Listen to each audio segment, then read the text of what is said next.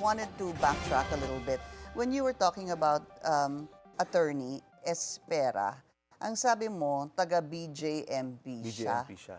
What were you trying to imply with that? Is there anything that you wanted to say about that? Kasi nung initial, to be honest, Pinky, it was a take-off from our discussion. So, chinek ko kagad, sabi ko, sino kaya itong notary? Na-check ko, Attorney Espera, at siya pala ay pumasa sa BJMP. Nagtatrabaho siya, siguro habang nag-aaral siya ng abogasya. So 2021, pumasa siya ng bar. Habang nagtatrabaho, you mean? Nag-aaral siya ng abogasya? Okay. Habang nagtatrabaho, nag-aaral siya ng law. And then eventually nga, napasok siya dito sa law office na to na merong notarial service. Kaya nga, ayoko rin naman siyang gipitin na para bang, bakit nyo sinasabing hindi totoo yan? Kasi feeling ko may pressure sa kanya.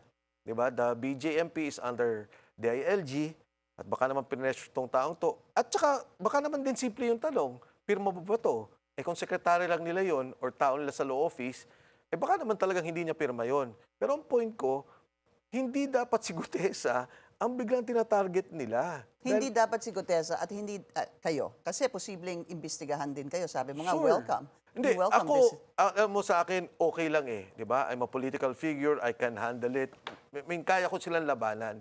Etong taong tong si Gutesa, isang sundalo na nagsilbi sa bansa, isang marino, na hindi kumita. Lahat ng mga witness nila kumita Yung DPWH officials, bilyon-bilyon kumita.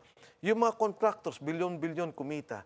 Ito, sundalong nagsilbi sa bansa. Nag-retire, nagtrabaho sa Dalisakok, nakita ng oportunidad, nagtrabaho kay Saldico.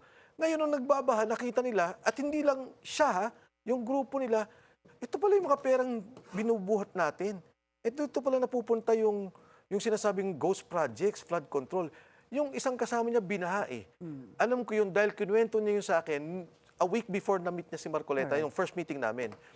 So, itong taong to nagsasalita dahil sa pagmamahal niya sa bayan.